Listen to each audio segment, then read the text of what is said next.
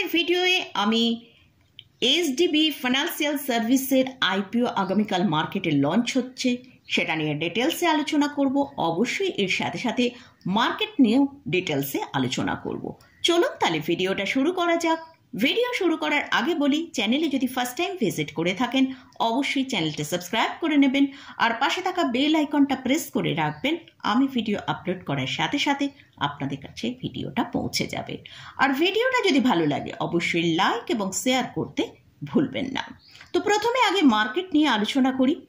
আজকে কিন্তু মার্কেটে একটা খুব ভালো র্যালি দেখলাম। নিফটি তার 25,000-এর লেভেলকে ক্রস করে আজকে ক্লোজিং দিয়েছে।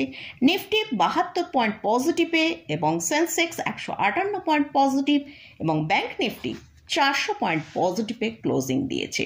এছাড়াও আমরা মিড ক্যাপ এবং স্মল ক্যাপ ইন্ডেক্সের মধ্যেও ভালো পজিটিভ ক্লোজিং পেয়েছি। মিড ক্যাপ ইন্ডেক্স 415 পয়েন্ট এবং স্মল ক্যাপ ইন্ডেক্স 131 পয়েন্ট পজিটিভে ক্লোজ দিয়েছে। তো আজকে মার্কেটের মধ্যে আমরা অল ওভার দেখতে পেলাম ভালো র্যালি এসেছে। তো এই র্যালিটা কেন এসেছে সেটা নিয়ে আলোচনা করব। আজকে আমরা মার্কেটে যখন ওপেন হয়েছে 25,179-তে ওপেন হয়ে মার্কেট কিন্তু একটা ভালো র্যালি দেখালো, যেটা ওপরের দিকে 25,317 পর্যন্ত হাই তৈরি করেছিল। কিন্তু সেখান থেকে ভালো একটা প্রফিট বুকিং মার্কেটের মধ্যে এলো। তো সেটা নিফটি যেটা লো তৈরি করেছে সেটা 24,999-এর কাছে লো করে ক্লোজিং টাইমে 25,044-এ ক্লোজ হয়েছে। তো মার্কেটের মধ্যে কিন্তু একটা ভোলাটিলিটি খুব ভালো রয়েছে। মার্কেট হয়তো ভালো র্যালি দেখালেও কিন্তু সেখানে সাস্টেন না করে সেখান থেকে ভালো প্রফিট বুকিং এসছে। তো মার্কেটের মধ্যে আজকে এতটা র্যালি এই কারণেই এসছে, আমরা অয়েলের প্রাইস দেখছি অনেকটা ডিক্রিজ হয়েছে। যে অয়েলের প্রাইস 77-এর কাছে ট্রেড করছিল আজকে সেই অয়েলের প্রাইস 69-এর কাছে এসেছে।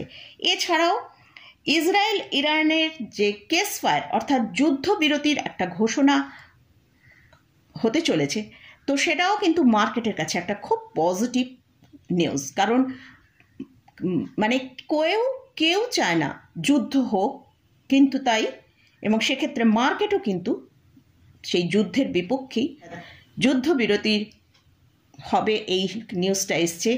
তার ফলে কিন্তু মার্কেটের মধ্যে এতটা র্যালি আমরা দেখতে পেলাম। তো লাস্ট যে সানডেতে ভিডিওটা আপনাদের সাথে শেয়ার করেছিলাম সেখানে বলেছিলাম নিফটি এ সপ্তাহে 25,250 পর্যন্ত আপসাইড দেখাতে পারে। তো সেখান থেকে আমরা দেখলাম নিফটি 25,317 পর্যন্ত একটা ভালো আপসাইড দেখিয়েছে, যদিও সেখান থেকে আমরা ভালো প্রফিট বুকিং দেখেছি। তো যাই হোক, নিফটির মধ্যে আমরা একটা ভালো র্যালি দেখেছি। তো আগামীকাল নিফটি ব্যাংক নিফটি কীরকম ট্রেড করবে সেটা আলোচনা করব। তার আগে আমরা একবার গ্লোবাল মার্কেটের দিকে ফোকাস করব। আজকে এশিয়া মার্কেটে আমরা যেটা দেখতে পেলাম, নিকাই 436 পয়েন্ট পজিটিভে এবং অন্যান্য যে এশিয়া মার্কেট আছে সেগুলোও কিন্তু পজিটিভে ক্লোজিং হয়েছে। এছাড়াও আমরা ইউরোপ মার্কেটকে যদি দেখি সেখানে আমরা দেখতে পাচ্ছি পজিটিভে ট্রেড করছে। ড্যাক্স 476 পয়েন্ট পজিটিভে ট্রেড করছে। এছাড়াও যদি ইউএস মার্কেটের দিকে ফোকাস করি সেখানেও কিন্তু একটা ভালো পজিটিভ পিকেই ট্রেড করছে। ডাউন জোনের ফিউচার যেটা 309 পয়েন্ট পজিটিভে ট্রেড করছে আমি যখন ভিডিওটা শ্যুট করছি। তো আগামীকাল নিফটি কীরকম ট্রেড করতে পারে? নিফটির জন্য এখন যেটা স্ট্রং সাপোর্ট সেটা হচ্ছে 25,000, একটা স্ট্রং সাপোর্ট। যদি নিফটি এই 25,000 লেভেলকে ব্রেক করে নিচে আসে তাহলে নিফটি 24,850 পর্যন্ত নিচের দিকে আসতে পারে। তো নিফটির মধ্যে আমরা আজকে একটা ভালো র্যালি দেখেছি। হয়তো নিফটি এখন কিছুটা সাইডওয়েজ অর্থাৎ একটা রেঞ্জের মধ্যে ট্রেড করতে পারে। নিচের দিকে 25,000, ওপরের দিকে 25,300। যদি নিফটি 25,320-কে পার করে ট্রেড করে সাস্টেন করতে পারে তবেই কিন্তু নিফটির জন্য আমরা আবার একটা ভালো আপমুভ দেখতে পারি, যেটা 25,500 পর্যন্ত নিফটি আপসাইড দেখাতে পারে। তো এখন যেটা মনে হচ্ছে হয়তো নিফটি একটু সাইডওয়েজ হতে পারে। তো সেটা আমরা আগামীকাল মার্কেটে কীরকম ট্রেড করবে সেটা মার্কেট চলাকালীন দেখতে পাবো। তো আমাদের সাপোর্ট লেভেলটাকে কিন্তু ওয়াচে রাখতে হবে। যদি 25,000-এর নিচে যায় তাহলে 24,850 পর্যন্ত নিচের দিকে আসতে পারি। এবারে আমরা ব্যাংক নিফটির দিকে ফোকাস করব। ব্যাংক নিফটি নিফটি আজকে একটা ভালো র্যালি দেখিয়েছে। ব্যাংক নিফটির জন্য যেটা স্ট্রং সাপোর্ট সেটা 56,280 থেকে 56,350। যদি এই সাপোর্টটা কোনো কারণে ব্রেক করে তাহলে ব্যাংক নিফটি নিচের দিকে 56,050 পর্যন্ত নিচের দিকে আসতে পারে। আর ব্যাংক নিফটি ওপরের দিকে যদি 56,850-এর ওপর ট্রেড করে তাহলে ব্যাংক নিফটিকে আমরা আবারও 57,000-এর লেভেলের কাছে পৌঁছাতে দেখতে পারি। তো এটা গেল নিফটি এবং ব্যাংক নিফটি নিয়ে আলোচনা করলাম। এবারে আসছি এইচডিবি ফাইন্যান্সিয়াল সার্ভিসের আইপিও আগামীকাল মার্কেটে লঞ্চ হচ্ছে। সেই আইপিও কীরকম আইপিও আসছে সেটা নিয়ে ডিটেলসে আপনাদের সাথে আলোচনা করব। তো এইচডিবি ফাইন্যান্সিয়াল সার্ভিস হলো 7th largest diversified retail focused non banking financial company ভারতের মধ্যে। এইচডিবি ফাইন্যান্সিয়াল সার্ভিসের আইপিও যে আসছে তার ইস্যু সাইজ হচ্ছে 12,500 করোড়ের আইপিও। এর মধ্যে ফ্রেশ যে ইস্যু সেটা হচ্ছে 3.38 করোড় শেয়ার হচ্ছে ফ্রেশ ইস্যু হবে, যার ভ্যালু হচ্ছে 2,500 করোড়। আর অফার ফর সেলের মাধ্যমে 13.51 করোড় শেয়ার, যার ভ্যালু হচ্ছে 10,000 করোড়। তো এই আইপিওর ডিটেলস জানার আগে আমরা একবার এই এইচডিবি ফাইন্যান্সিয়াল সার্ভিসের ফাইন্যান্সিয়াল ইনফরমেশন আমরা একটু দেখে নেব। তো আমরা এখানে লাস্ট 3 বছরের তাদের ফাইন্যান্সিয়াল ইয়ার দেখছি, যেটা হচ্ছে মার্চ 2025, মার্চ 2024 এবং মার্চ 2023। অ্যাসেটস যেটা দেখতে পাচ্ছি মার্চ 2023-এ ছিল 70,050 করোড়ের মতন, সেটাই মার্চ 2025-এ দেখলাম 92,556 করোড়, এবং 2025-এ আমরা দেখতে পাচ্ছি 1,08,000 করোড়ের ওপর অ্যাসেটস চলে গেছে। রেভিনিউ 2024-এ যে রেভিনিউটা এসেছিল সেটা হচ্ছে 14,171 করোড়, সেটাই 2025-এ আমরা দেখতে পাচ্ছি 16,300 করোড়ের ওপর এসেছে, অর্থাৎ রেভিনিউর মধ্যে 15% জাম্প হয়েছে। নেক্সট হচ্ছে প্রফিট আফটার ট্যাক্স। মার্চ 2024-এ 2,460 করোড় ছিল, সেটা মার্চ 2025-এ এসছে 2,175 করোড়। প্রফিট আফটার ট্যাক্সের মধ্যে কিন্তু আমরা 12% ডাউন দেখতে পাচ্ছি। আমরা দেখছি নেটওয়ার্থে আমরা দেখছি সেখানেও 2024-এ 12,802 করোড় ছিল, সেখান থেকে 2025-এ আমরা দেখছি 14,936 করোড়ে এসেছে। এখানেও কিন্তু নেটওয়ার্থও অনেকটা বেড়ে গেছে। এবার রিজার্ভ অ্যান্ড সারপ্লাসের দিকে যদি ফোকাস করি, রিজার্ভ অ্যান্ড সারপ্লাস 12,949 করোড় ছিল মার্চ 2024-এ, সেটাই মার্চ 2025-এ হয়েছে 15,023 করোড়।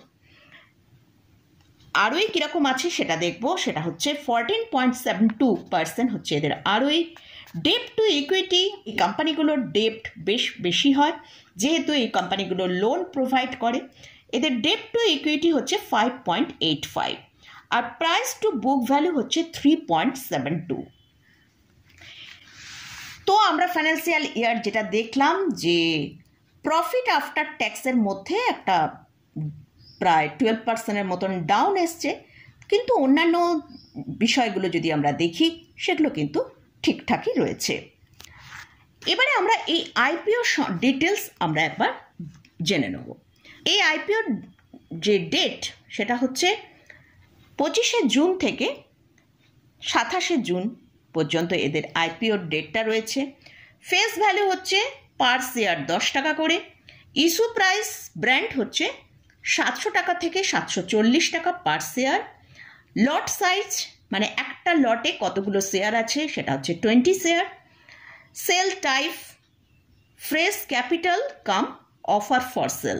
আগেই আপনাদের সাথে শেয়ার করেছি যে এই যে fresh capital plus offer for সেলের মাধ্যমে এরা এই টাকাটা 12,500 টাকাটা মার্কেট থেকে রাইজ করবে।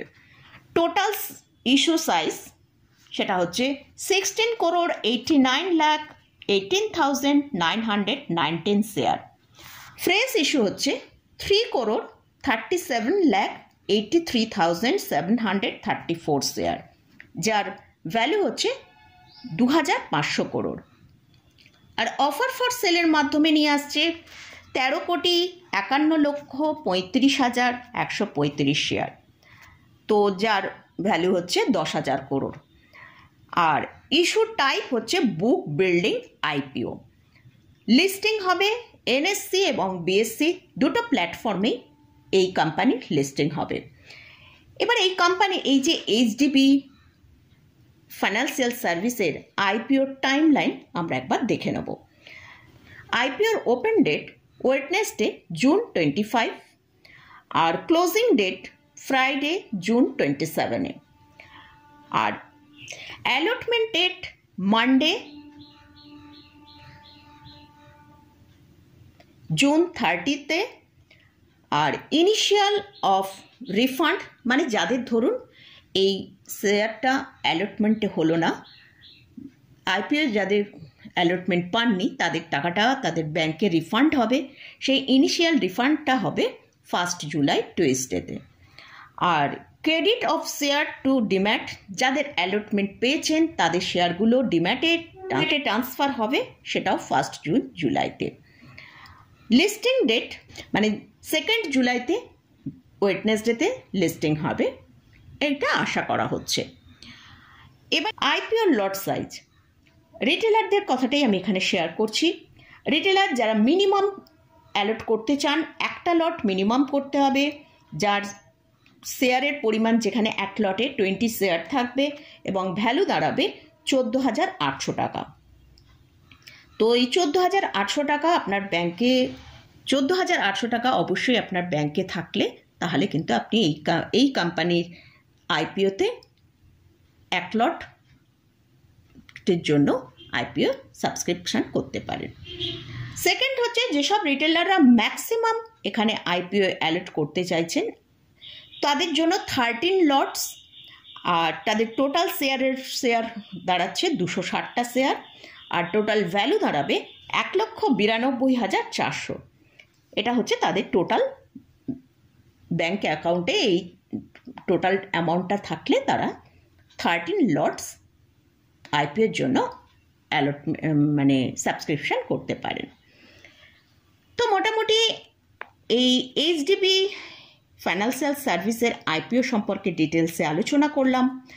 তো মার্কেটে যেটা শোনা যাচ্ছে এদের আইপিও যেটা আসছে হয়তো আমরা লিস্টিং প্রাইসে একটা ভালো গেন দেখতে পারি, তবে আমার মনে হয় যেহেতু ফান্ডামেন্টাল কোম্পানির খুবই ভালো এবং কোম্পানির যে প্রোমোটার সেটা হচ্ছে এইচডিএফসি ব্যাংক, তাদের 94% এদের এই এইচডিবি ফাইন্যান্সিয়াল সার্ভিসে তাদের হোল্ডিং রয়েছে।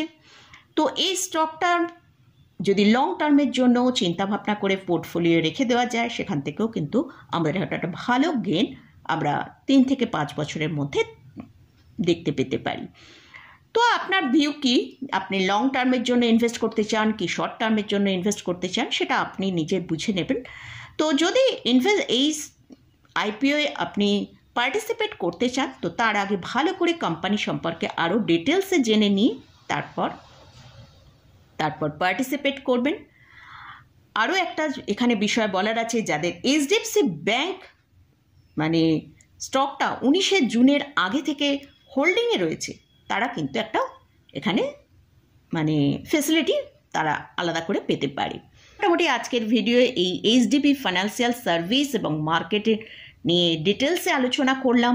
ইনভেস্টমেন্ট করতে চান তার আগে অবশ্যই ভালো করে আরও বেশ কিছু তথ্য ভালো করে জেনে নিয়ে ফাইন্যান্সিয়াল পজিশন সম্পর্কে আরও ভালো করে জেনে নিয়ে তারপরে কিন্তু আপনি আইপিও পার্টিসিপেট করতে পারেন। তো মোটামুটি আজকের মতন ভিডিওটা এখানেই শেষ করছি। ভিডিওটা যদি ভালো লাগে অবশ্যই লাইক করবেন, শেয়ার করবেন, সাবস্ক্রাইব করবেন। ধন্যবাদ।